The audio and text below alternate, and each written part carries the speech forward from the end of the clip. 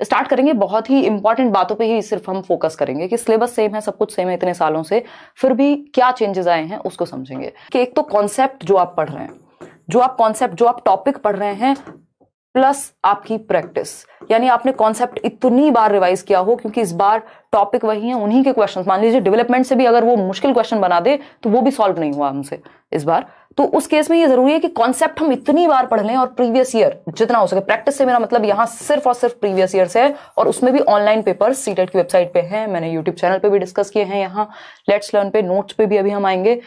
तो concept plus practice, उसके साथ मेरी अप्रोच ये रहेगी कि आप नोट्स जो दिए जा रहे हैं, फ्री नोट्स हैं ये, टेलीग्राम पर सीडीपी के नोट्स आपको मिल चुके हैं, बाकी सब्जेक्ट्स के भी मिल जाएंगे अगले 1-2 दिन में। तो नोट्स प्लस प्रीवियस ईयर, कुछ नहीं, कोई किताब नहीं, कुछ नहीं, जिसने जहां से भी पढ़ा हुआ है वो कॉन्सेप्ट्स मल्टीपल टाइम्स रिवाइज करने हैं और प्रीवियस ईयर को प्रैक्टिस करना मल्टीपल टाइम्स। टोटल नंबर जो है आपके वो 150 नंबर का पेपर है, ये बात हम जानते हैं। कितने? 150 मार्क्स का आपका एग्जाम होता है, ये ऐसे ही होता है हमेशा से, ठीक। तो 150 नंबर का पेपर है जिसमें नेगेटिव मार्किंग है नहीं, और 150 ही मिनट मिलती है हमें, यानी 2.5 घंटे का टाइम है। टाइम सफिशिएंट है। एक टाइम था जब ये पेपर आपका 1.5 घंटे में करना होता था, तो उस टाइम पे थोड़ा और मुश्किल इसको कहते हैं, लेकिन अभी 150 मिनट पूरे हैं आपके पास। अब OMR भी नहीं फिल करनी, ऑफलाइन भी नहीं है एग्जाम। अब क्या हो गया? CBT हो गया, यानी कंप्यूटर बेस्ड टेस्ट है, ऑनलाइन आप जाएंगे, क्लिक करेंगे, जिसमें समय बचता भी है, और जिन लोगों ने बिल्कुल प्रैक्टिस नहीं की होगी उनका थोड़ा समय लग भी जाएगा, लेकिन क्वेश्चंस लेंथी बन रहे हैं, तो उसको समझना बहुत जरूरी है कि कैसे हम समय बचाएंगे। तो ये 2.5 घंटा है, 150 मिनट है, 150 क्वेश्चन है, कोई नेगेटिव मार्किंग नहीं है, यानी एक भी क्वेश्चन हमें छोड़ के तो आना ही नहीं है, ठीक है। चलिए समझते हैं। और तुक्के भी वो वाले नहीं लगाने कि अक्कड़ बक्कड़ बम्बे वो 80-90 पूरे 100, वो नहीं करना। तुक्के वो लगाने जिसमें हम एलिमिनेट कर पाए, अगर लगाने भी है, किसी का मन है, या कुछ क्वेश्चंस में तो होता ही है ऐसा कि सारे क्वेश्चन आपको आते हो, ये तो पॉसिबिलिटी नहीं है। तो उस केस में हम क्या करेंगे? एलिमिनेशन का फायदा उठाएंगे। अगर हमें थोड़ा भी कॉन्सेप्ट आता है तो वो हमें हेल्प कर जाएगा आंसर तक पहुंचने में। जो थोड़ा सा भी स्मार्टली फॉलो कर लेगा वो 130, 140, बहुत सारे लर्नर्स हैं जो 143 वाले भी कई लोग हैं, 141 वाले भी कई लोग हैं, चैनल पे भी आपने इंटरव्यूज देखे हैं। सब्जेक्ट्स की हम बात करें तो ये 5 सब्जेक्ट हैं पेपर 1 के लिए और 5 सब्जेक्ट हैं पेपर 2 के लिए। मजे की बात यह है कि पेडागोजी इसमें बहुत ही ज्यादा सेंटर में है इस पूरे पेपर में, और 4 सब्जेक्ट आपके पेपर 2 के लिए, 5 सब्जेक्ट पेपर 1 के लिए। इसमें से जो 3 सब्जेक्ट हैं वो कॉमन है दोनों ही पेपर के लिए, बोथ दोनों के लिए 3 सब्जेक्ट बिल्कुल कॉमन है, यानी 90 मार्क्स तो एज इट इज है, ना लेवल का अंतर है, ना क्वेश्चंस का, ना सिलेबस का, ना टॉपिक का, ना कुछ और। 90 मार्क्स आपके दोनों में कॉमन है, यानी जो लोग पेपर 1 की अच्छे से तैयारी कर रहे हैं उनको पेपर 2 में पूरी पूरी हेल्प मिलेगी और समझेंगे। तो CDP यानी बाल विकास हमें पता है 30 नंबर का है, मैथमेटिक्स 30 नंबर का है। मैथमेटिक्स देख के डरना नहीं है, हर एक सब्जेक्ट में 15 नंबर की पेडागोजी, 15 नंबर का कंटेंट आता है। कई बार वो 2-4 नंबर इधर उधर हो जाएगा, पेडागोजी थोड़ी बढ़ गई 2 नंबर की, या कंटेंट बढ़ गया 2 नंबर का। ऐसा होता है, एक सब्जेक्ट कई बार इजी है, दूसरा थोड़ा सा मुश्किल है, तो कोई भी सब्जेक्ट हम छोड़ नहीं सकते, क्योंकि जो सब्जेक्ट हो सकता है आपने छोड़ा हो उसी में इजी क्वेश्चन आए हो उस दिन, ऐसा पॉसिबल है ना, अलग अलग सेट्स में। तो हम क्या करेंगे? समझेंगे चीजों को। EVS की जब हम बात कर रहे हैं, EVS NCERT बेस्ड आता है, तो उसमें 15 नंबर आपके पेडागोजी, 15 नंबर आपका कंटेंट का है। इंग्लिश की हम बात कर रहे हैं, इंग्लिश पेडागोजी 15 नंबर की और 2 पैसेज आते हैं। ग्रामर का कोई खास रोल है नहीं, और इस समय आप ग्रामर पढ़ने बैठिएगा भी मत बिल्कुल भी। हिंदी की अगर हम बात कर रहे हैं, अगेन 2 लैंग्वेज है, कोई भी जो 2 लैंग्वेज आपने ली होंगी, जिसमें 15 नंबर का पैसेज और 15 नंबर की आपकी पेडागोजी। दोनों ही लैंग्वेज की पेडागोजी सेम है, और अभी कुछ 10-12 टॉपिक हैं जो हम डिस्कस करने वाले हैं, जिनसे आपका CDP प्लस हिंदी इंग्लिश की पेडागोजी बहुत हद तक कवर हो जाएगी, है ना। चलिए समझते हैं। जिनका सोशल साइंस और मैथ्स है वो 60 मार्क्स में अलग अलग आएगा। तो ये 5 सब्जेक्ट हैं 30-30 नंबर के पेपर 1 के लिए। पेपर 2 में EVS हट जाएगा आपका और मैथ्स हट जाएगा, उसकी जगह पर सोशल साइंस 60 मार्क्स का, जिसमें से 20 नंबर की पेडागोजी, और साइंस एंड मैथ्स भी अगेन जिन्होंने साइंस एंड मैथ्स चूज किया होगा उनके लिए 60 मार्क्स का साइंस एंड मैथ्स, 20 नंबर की साइंस एंड मैथ्स की पेडागोजी। पेडागोजी मतलब आप पढ़ाएंगे कैसे उस सब्जेक्ट को। तो इनके लिए अगर आप वो 3 सब्जेक्ट अच्छे से कर लेते हैं, NCERT जिन्होंने पढ़ी है अच्छी बात है, जिन्होंने नहीं भी पढ़ी है वो सिर्फ प्रीवियस ईयर करेंगे इन दोनों सब्जेक्ट्स के लिए, वहां से समझेंगे चीजों को, ठीक है। चलिए समझते हैं। अगर हम बात करते हैं इंपॉर्टेंट टॉपिक्स की, कि मोस्ट इंपॉर्टेंट टॉपिक्स कौन से हैं जिनको आप बार बार पढ़ें, और अगर जिनको आप पढ़ लेते हैं तो आपका अच्छा स्कोर हो जाएगा। इससे पहले मैं आपको एक बार ये नोट्स दिखा देती हूँ, जो कि एकदम फ्री नोट्स हैं। ये आप टेलीग्राम चैनल पे जाइए, डिस्क्रिप्शन बॉक्स में लिंक मिलेगा, किसी भी फेक जगह से मत जुड़िएगा। 30 आउट ऑफ 30 आप आराम से ले आएंगे। इवन बाकी सब्जेक्ट्स, हिंदी इंग्लिश पेडागोजी में भी आपको हेल्प मिलेगी, EVS पेडागोजी में भी हेल्प मिलेगी। तो ये एकदम फ्री नोट्स हैं, टेलीग्राम चैनल पे आपको मिल जाएंगे, और इनको आप पढ़िए। इनकी हम एक मैराथन भी रखेंगे, प्रॉपर समझेंगे चीज़ों को बढ़िया तरीके से। और यूट्यूब पे तो हम काम कर ही रहे हैं और करेंगे भी, फ्री क्लासेस जो है आपकी वो आपको पूरी मदद कर देंगी। कोशिश कीजिए भटके ना इस समय, कंटेंट या टीचर जो भी आपने तय कर लिया है वहां से अच्छे से पढ़ें बैठ करके, ठीक। तो ये नोट्स आप जरूर डाउनलोड कर लीजिएगा। हिंदी इंग्लिश पेडागोजी के भी नोट्स कल या परसों में मिल जाएंगे। ईवीएस के पहले इंग्लिश मीडियम दे चुकी हूँ, हिंदी मीडियम भी मिल जाएंगे। तो मोस्ट इंपॉर्टेंट टॉपिक है ये, कुछ 13 टॉपिक लिखे हुए हैं और समझते हैं इनको सबसे पहले करना है आपको इस टाइम पे, और बार बार करना है, सिर्फ खत्म नहीं करना है कि हाँ पढ़ा तो हुआ है, और पढ़ा तो हुआ है पेपर करने बैठते हैं तो सॉल्व नहीं होते क्वेश्चन, ठीक। तो कॉन्सेप्ट ऑफ डेवलपमेंट यानी डेवलपमेंट, 4 नंबर के आसपास आपके क्वेश्चन मिनिमम आ जाते हैं विकास की प्रक्रिया से, है ना। छोटा सा टॉपिक है, अगर आप नोट्स में पढ़ेंगे, मैंने बहुत कंसाइज वे में, ऐसा नहीं है ये सिर्फ 42 पेज के नोट्स हैं, ऐसा नहीं आपको बहुत ज्यादा पढ़ना है, 400 पेज नहीं पढ़ने हैं इस टाइम पे। स्पेशली नोट्स का मतलब ये है कि आपने या तो खुद के बनाए हो या फिर कंसाइज, कम शब्दों में ज्यादा बात कही जा रही हो जहां पे, क्योंकि पेपर में क्वेश्चंस बहुत रिपीट होते हैं, टॉपिक सिलेबस सब सेम है, ठीक है जी। अगर हम बात करें डेवलपमेंट की तो 4 से 5 क्वेश्चन डेवलपमेंट पर आते हैं, जिसमें डेवलपमेंट के प्रकार क्या हैं, प्रिंसिपल्स क्या हैं, ये एक छोटा सा चैप्टर हुआ। प्याजे वाइगॉस्की कोलबर्ग मिला के 4 नंबर के क्वेश्चन कम से कम आ जाते हैं। कई बार वाइगॉस्की के 2 क्वेश्चन आ जाएंगे, कभी प्याजे के 2 आ जाएंगे, तीनों से एक एक तो आता ही है, कई बार मल्टीपल क्वेश्चन भी आ जाते हैं, तो उस केस में 4 नंबर कम से कम आपके यहाँ कवर हो जाएंगे, ठीक। ये जो आपको शुरुआत के 5-6 टॉपिक दिख रहे हैं, ये 20 नंबर का हिसाब किताब है, अगर आप सीडीपी की बात करें, और अदर सब्जेक्ट में भी ये आपको हेल्प करेंगे, तो कोई रीजन नहीं है आपके पास कि आप इन टॉपिक्स को छोड़ें, ठीक। तो डेवलपमेंट का कॉन्सेप्ट प्याजे वाइगॉस्की कोलबर्ग, इनकी सबकी वीडियो लेट्स लर्न पे है, अभी मैराथन में मैं फिर से रिवाइज कराऊंगी आपको, ठीक। सीसीई यानी कॉन्टिन्यूअस एंड कॉम्प्रिहेंसिव इवैल्यूएशन, सतत एवं व्यापक मूल्यांकन। इसकी जब हम बात कर रहे हैं तो डायग्नोस्टिक और रेमेडियल टीचिंग एक ऐसा विषय है जिसको आप शायद 10 मिनट भी ना लगे आपको पढ़ने में। डायग्नोस्टिक का मतलब है आप रीजन जानेंगे, गैप पता करेंगे, और रेमेडियल का मतलब है गैप पता करने के बाद आप बच्चे को रेमेडी देंगे, उसको सिखाएंगे सही ढंग से या दोबारा से या जैसे भी पॉसिबल हो, ठीक। जहां उसकी प्रॉब्लम है उसको सॉल्व करेंगे, बस इतनी ही बात है, और इसी पे क्वेश्चन आएगा। सीसीई में और क्या है, assessment for learning, as learning, of learning, ये थोड़ा सा जानना है, और समग्र रूप से हम बच्चे का होलिस्टिक इवैल्यूएशन की बात करें, उसको पूरी तरह से सर्वांगीण रूप में जांच पाएं, ठीक। तो ये 3 टॉपिक हो गए। फिर एनसीएफ 2005 से भर भर के क्वेश्चन आते ही हैं हर साल, ये भी वीडियो मैंने बनाया हुआ है, नोट्स में भी गिवन है, उतना कर लेना है, ज्यादा नहीं करना। इंक्लूसिव एजुकेशन की हम बात करें, 5 नंबर का अकेला टॉपिक है अपने आप में, और ये 5 नंबर आपको अदर सब्जेक्ट्स में भी हेल्प करेंगे, सारे टॉपिक्स आपस में जुड़े हुए हैं, ठीक। तो समावेशी शिक्षा यानी सबको समावेशन, सभी बच्चों को पढ़ाना, चाहे वो स्पेशल बच्चा हो, नॉर्मल बच्चा हो, गिफ्टेड बच्चा हो, ठीक। अगर हम बात कर रहे हैं नेशनल एजुकेशन पॉलिसी की, तो इस बार बहुत क्वेश्चन आए नेशनल एजुकेशन पॉलिसी से, ये भी मैंने नोट्स में बहुत ही कंसाइज वे में दिया हुआ है, इससे क्वेश्चंस कैसे आए वो भी दिए हुए हैं, और ये कराई भी हुई है यूट्यूब पे अभी लेटेस्ट वे में, वो भी आप देख सकते हैं। सीसीई एक और बार लिखा हुआ है, ये सीसीई वो वाला नहीं है, ये है चाइल्ड सेंटर्ड एजुकेशन। कम से कम भी 5 क्वेश्चन मिनिमम आपको मिलेंगे, और हर सब्जेक्ट में क्वेश्चंस मिलेंगे, ठीक। जेंडर का एक क्वेश्चन है। अब बच्चे को अगर आपने सेंटर में रख लिया तो उसके जेंडर का भी ध्यान रखना है, उसके सोशलाइजेशन का भी ध्यान रखना है, उसके इंडिविजुअल डिफरेंसेस का भी ध्यान रखना है, यानी चाइल्ड सेंटर्ड एजुकेशन में ये सारे टॉपिक एक साथ कवर हो गए, ठीक। तो ये शुरुआत के टॉपिक लगभग 20 से 22 नंबर आपके दिलवा देंगे आपको, ठीक।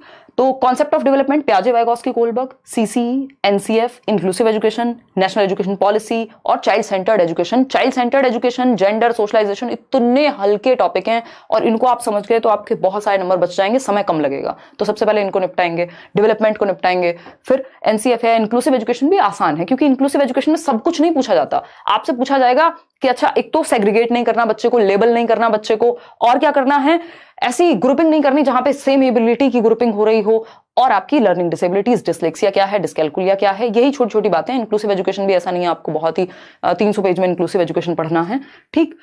मोटिवेशन पे एक क्वेश्चन आता ही है भाई, इंटरनल मोटिवेशन होती है और एक्सटर्नल होती है। इसका लोकस ऑफ कंट्रोल इंटरनल होगा, यानी जिसका रीजन अंदर है वो इंटरनल, जिसका रीजन बाहर है वो एक्सटर्नल। एक क्वेश्चन फिक्स्ड है, बाकी सब्जेक्ट में भी एक आध क्वेश्चन इससे मिल सकता है, ठीक। लैंग्वेज एंड थॉट, अब ये जो टॉपिक्स हैं ये आपके पेडागोजी यानी सीडीपी में भी इंपॉर्टेंट है, और दोनों ही लैंग्वेजेस में भी इंपॉर्टेंट है, और लगभग हर सब्जेक्ट में। जैसे टीचिंग लर्निंग मटेरियल है, शिक्षण सहायक सामग्री कहते हैं जिसको हम, भाई आप चार्ट्स लेके आएंगे, बच्चे के भले के होने चाहिए, टेक्स्ट बुक सही तरीके से हम रिसोर्स के रूप में प्रयोग कर पाए, बच्चे की मातृभाषा का सही से प्रयोग कर पाए। तो ये जो टॉपिक्स हैं ये लैंग्वेज भी आपकी कवर कर दे रहे हैं, क्योंकि लैंग्वेज पेडागोजी चाहे हिंदी हो, इंग्लिश हो, उर्दू हो, संस्कृत हो, वॉट लगभग सब में टॉपिक सेम है। बस आपको इतना ध्यान रखना है लैंग्वेज और थॉट के बीच में क्या संबंध है, प्याजे वाइगॉस्की क्या कह रहे हैं, चॉम्स्की क्या कह रहे हैं, है ना। एक्विजिशन और लर्निंग की बात होगी कि भाषा का अर्जन क्या होता है और अधिगम क्या होता है। लैंग्वेज की स्किल्स हैं, इस पे भी मैंने वीडियो बनाया हुआ है, मिलियंस लोगों ने देखा हुआ है। यानी भाषा कौशल, 4 भाषा कौशल हैं, LSRW से हम याद रखते हैं, सुबो पाली हिंदी में हम कहते हैं, सुनना, बोलना, पढ़ना और लिखना, ठीक। ये इनका मनोवैज्ञानिक क्रम है। अगर हम बात करें TLM की, टीचिंग लर्निंग मटेरियल की, तो बच्चे के लिए जितना हो सके प्रिंट रिच एनवायरनमेंट हमें क्रिएट करना है जिससे कि वो आसपास लैंग्वेज उसको दिखे आसपास और वो सीख जाए, माहौल मिले। इंटीग्रेटेड सब्जेक्ट टीचिंग है कि आप एक सब्जेक्ट को दूसरे सब्जेक्ट से जोड़ करके पढ़ा पाए। ठीक, तो यहाँ पे ये वाला जो पोर्शन है, ये जो 3-4 टॉपिक हैं, ये आपके हिंदी पेडागोजी, इंग्लिश पेडागोजी लगभग कवर्ड है इनमें। और क्योंकि आप प्याजे वाइगॉस्की कोहलबर्ग पहले पढ़ चुके हैं, चॉम्स्की थोड़ा सा पढ़ लेंगे, मतलब एक एक नंबर के क्वेश्चंस हैं, इनफ है ये पेडागोजी। अगर आप इतना बार बार पढ़ लेते हैं और प्रीवियस ईयर कर लेते हैं, है ना, ये मोस्ट इंपॉर्टेंट टॉपिक्स हैं। अगर आप देखेंगे तो सिलेबस से लगभग हर टॉपिक से क्वेश्चन आता है, लेकिन कुछ टॉपिक्स ऐसे हैं जिनको आप कर लें तो उनसे क्वेश्चंस ज्यादा आते हैं, और दूसरा उनके आसपास की चीजें आप अपने आप सॉल्व करना सीख जाते हैं। तो ये 13 टॉपिक सबसे पहले खत्म कीजिए। इन 13 में से भी ये शुरुआत के जो 6-7 टॉपिक हैं, ये 7 टॉपिक्स बहुत अच्छे से कर लीजिए। 20-25 नंबर आपके कहीं नहीं गए सिर्फ इन 7 टॉपिक्स से। ठीक है, मोटिवेशन की अगर हम बात कर रहे हैं और लैंग्वेज एंड थॉट की बात कर रहे हैं, ये लैंग्वेज वाले सेक्शन में आपको हेल्प मिलेगी। क्लियर बात है, कोई दिक्कत नहीं है ना। लर्निंग और मोटिवेशन एक ही साथ जुड़े हुए हैं। कोई लर्निंग का चैप्टर ऐसा नहीं है आप बैठ के पढ़ने लग जाएं, अच्छा स्किनर ने क्या क्या कहा था, अच्छा अगर हम बात कर रहे हैं किसकी, थॉर्नडाइक की, तो थॉर्नडाइक के बारे में इतना पता हो, त्रुटि एवं प्रयास का सिद्धांत दिया है, 3 सिद्धांत हैं इनके, मैंने नोट्स में बिल्कुल जितना जरूरी है उतना। अदरवाइज तो लर्निंग अपने आप में इतना बड़ा चैप्टर है, आप पढ़ते रह जाएंगे, है ना। अगर आप पैवलोव के कुत्ते को पढ़ रहे हैं, फिर बिल्ली को भी पढ़ेंगे, थॉर्नडाइक की, फिर किसी के चूहे को भी पढ़ेंगे, तो जरूरी नहीं है कि वो लर्निंग उतना डिटेल में नहीं पूछा जाता। मोटिवेशन से लर्निंग कैसे जुड़ी हुई है? लर्निंग एक सोशल एक्टिविटी है, बच्चे को ग्रुप में सीखना चाहिए, एक्टिव रहना चाहिए। अगर आपने ये चाइल्ड सेंटर्ड एजुकेशन में भी पढ़ लिया है तो आप सही उत्तर तक पहुंच जाएंगे। तो ये मोस्ट इंपॉर्टेंट टॉपिक्स हैं, इनको जितनी बार हो सके रिवाइज कीजिए, मल्टीपल टाइम्स प्रैक्टिस कीजिए। 3-4 सेट ऑनलाइन के निकाल लीजिए जो पेपर आए हैं, क्योंकि इसकी लैंग्वेज में चेंज है ना। टॉपिक्स वही हैं, बस क्वेश्चंस मुश्किल बनाए गए हैं। तो जितना हो सके उनको एनालाइज करो, एक एक ऑप्शन आपको समझ में आए कि कहना क्या चाहता है ये क्वेश्चन। इनको मल्टीपल टाइम्स रिवाइज करेंगे। ये कुछ 13 टॉपिक हुए, इसमें सिर्फ ना सीडीपी, आपकी हिंदी इंग्लिश पेडागोजी भी इंपॉर्टेंट टॉपिक सारे कवर हो गए। ठीक, अब 4 हफ्तों को हम कैसे डिवाइड करें? जो शुरुआत का 1 हफ्ता है, सबसे पहले अपने कॉन्सेप्ट्स इनको ठीक करिए। अब मंडे से अगला मंडे तक अपने कॉन्सेप्ट्स पढ़ लीजिए। ये जो भी इंपॉर्टेंट चीजें बताई हैं बिल्कुल पक्की, मतलब इसको और इससे ज्यादा सीरियसनेस के साथ, या मैं और ज्यादा भरोसा आपको दिला नहीं सकती कि अगर आप ये कॉन्सेप्ट्स जो आपको अभी मैंने पीडीएफ ये मिल जाएगी टेलीग्राम पे, इन टॉपिक्स को अगर आप निपटा लेते हैं अगले 1 हफ्ते में, जो कि संभव है, इस 1 हफ्ते में आप ये टॉपिक पढ़ सकते हैं। यूट्यूब से पढ़िए, मैं नोट्स दे रही हूं, उससे पढ़िए, किसी बुक से पढ़िए, जहां से भी आपने पढ़ा हो या पढ़ने जा रहे हैं। ठीक, तो उस केस में वैसे तो नोट्स में इनफ है, चैनल पे इनफ है चीजें, तो आप कॉन्सेप्ट्स अपने बेहतर कर लीजिए इस 1 हफ्ते में। एक्स्ट्रा क्लास आप शाम को 9 बजे आ रहे हैं, क्वेश्चन प्रैक्टिस कर रहे हैं, कर लीजिए, बट अभी 1 हफ्ते फोकस रखिए कॉन्सेप्ट के। मुझे 1 हफ्ते तक कॉन्सेप्ट करना है। अगर आपका कॉन्सेप्ट क्लियर नहीं हुआ, आप सिर्फ क्वेश्चंस के भरोसे नहीं जा सकते, क्योंकि क्वेश्चंस आपको कंफ्यूज कर देंगे वहां। ठीक है ना, तो 1 हफ्ते तक आपको कॉन्सेप्ट्स बार बार समझने हैं। ये जितने भी कॉन्सेप्ट हमने बताए सिर्फ उतने कर लीजिए। ठीक, सेकेंड वीक की अगर हम बात करें, दूसरे हफ्ते में क्या करेंगे अब हम उठाएंगे प्रीवियस ईयर को साथ में। ठीक है, क्योंकि एक आध प्रीवियस ईयर अगर आपने अभी तक देखा होगा बहुत अच्छी बात है, नहीं भी देखा तो अब आप ज्यादा टेंशन मत लीजिए। सबसे पहले आप ये कॉन्सेप्ट्स ही कर लीजिए, डायरेक्ट पढ़ना शुरू कर दीजिए नोट से। और सेकेंड वीक में आप ये जो कॉन्सेप्ट आपने पढ़े हैं और प्रीवियस ईयर, और कोई प्रैक्टिस सेट नहीं, कोई टेस्ट सीरीज नहीं, कुछ नहीं। अगर आपको प्रैक्टिस करनी है, अभी आप क्या करेंगे सेकंड वीक में, सेकंड हफ्ते में हम सिर्फ प्रीवियस ईयर करेंगे, वो भी सिर्फ ऑनलाइन वाले। क्योंकि अगर आपने ऑनलाइन वाले पेपर कर लिए, उससे पहले जितने भी ऑफलाइन पेपर्स हुए हैं आप सॉल्व कर जाएंगे, वो इजी हैं। ऑनलाइन वाले जो हैं वो थोड़े से उनकी लैंग्वेज को टिपिकल बनाया गया है, समझने में आपको दिक्कत होगी। तो ये जो कॉन्सेप्ट्स हैं और ये प्रीवियस ईयर है, इनको साथ रखिए। जैसे ही फंसे कॉन्सेप्ट पे जाइए, और अगर कुछ नया मिल रहा है किसी 4 ऑप्शन को जब आप एनालाइज कर रहे हैं, इनको सिर्फ सही और गलत में नहीं डिवाइड करना, दिमाग में जानी चाहिए कि मैं समझ क्यों नहीं पाता। जब मैंने 150 क्वेश्चन लगाए तो उसमें से किस सेक्शन में नंबर कम आ रहे हैं, क्यों कम आ रहे हैं, किस तरह के टॉपिक्स में फंसता हूं या फंसती हूं, कहीं तो कोई प्रॉब्लम होगी। तो ये सेकंड वीक में आप करेंगे। अब जो थर्ड वीक है, इस दौरान आपने प्रीवियस ईयर किए हैं, कॉन्सेप्ट्स किए हैं, भर भर के किए हैं। अगर आपको लगता है आपकी स्पीड में कमी है, तो उस केस में आप सीटेट की वेबसाइट पे चले जाइए, किसी टेस्ट सीरीज में एनरोल हो जाइए, जो भी आपको करना है साथ में वो प्रैक्टिस कर लीजिए, ताकि टाइम मैनेजमेंट आपको थोड़ा सा आ जाए ऑनलाइन में, कि आप पैसेज पढ़ पाएं, आप लेंथी क्वेश्चंस कर पाएं, थोड़ी सी स्पीड आपकी बढ़ेगी उससे। तो हम क्या करेंगे, थर्ड वीक में टेस्ट के रूप में, चाहे तो सिर्फ प्रीवियस ईयर ही निकाल लीजिए, सीटेट की वेबसाइट पे सारे प्रीवियस ईयर आपको मिल जाएंगे। टेस्ट देना है अपने तरीके से, ऐसा नहीं है बेइंतहा टेस्ट दे देने हैं, बट हाँ 10-12 जितने भी हो सके वो टेस्ट हमें लगभग लगाने हैं। अगेन प्रीवियस ईयर कॉन्सेप्ट को नहीं छोड़ना है। ठीक, फोर्थ वीक तो अगेन फिर अब तो आप जितना रिवाइज कर सकें, जो भी चैनल पे चल रहा हो उस टाइम पे जो मैराथन्स हो, अपनी स्ट्रेटजी इस तरह से बना के रखिए कि क्वेश्चन एक भी छोड़ के नहीं आएंगे, बच्चे के भले के बारे में सोचेंगे, जो इंपॉर्टेंट वर्ड्स हैं, की वर्ड्स हैं जिन पे अभी हम आएंगे, ब्रेनस्टॉर्मिंग क्या है एंड ऑल, उन पे आप फोकस करें। तो सारा उस टाइम पे आप रिवीजन रिवीजन रिवीजन और साथ में प्रैक्टिस अगेन प्रीवियस ईयर, और कुछ अभी नहीं सोचना। जो भी रिसोर्सेज हैं उनको जितनी बार हो सके करना है। याद रखिएगा, जिन्होंने कॉन्सेप्ट्स बार बार रिवाइज नहीं किए इस बार फंसेंगे, क्योंकि ऑनलाइन की लैंग्वेज टफ है, कॉन्सेप्ट वही है, टॉपिक वही है, सिलेबस वही है, रिपीट भी हो रहे हैं बहुत सारे क्वेश्चन, लेकिन जो क्वेश्चन रिपीट नहीं हो रहे हैं उनमें लैंग्वेज की दिक्कत है। ठीक, आसान से टॉपिक से भी मुश्किल क्वेश्चन बना के पेश किया जा रहा है कई बार, है ना। कोशिश करनी है पेडागोजी तो जितनी अच्छी स्ट्रांग हो जाए, और बाकी एटलीस्ट इतना हो जाए कि काम चल जाए आपका। एक लिटरल मीनिंग है पेपर में, एक कोवर्ट मीनिंग है, छिपा हुआ मीनिंग है, कॉन्सेप्ट से आएगा वो कि कहना क्या चाह रहा है। क्वेश्चन पढ़ के अगर आप समझ गए, आधा काम खत्म। तो क्वेश्चन पढ़ के समझना सीखना है, वो सबसे ज्यादा जरूरी है। 27 तक आप यहाँ आराम से ले आएंगे। ठीक है, हिंदी की बात कर रहे हैं, 20-25 नंबर आने चाहिए, क्योंकि एक लैंग्वेज आपकी स्ट्रांग होती है दोनों में से। इंग्लिश में मान लेते हैं आप थोड़े से वीक भी हैं, तब भी 20 तक आप जाएंगे। ठीक, क्योंकि पैसेज पेडागोजी में लगभग बस वही टॉपिक्स हैं, 7-8 टॉपिक है मुश्किल से हिंदी और इंग्लिश पेडागोजी के।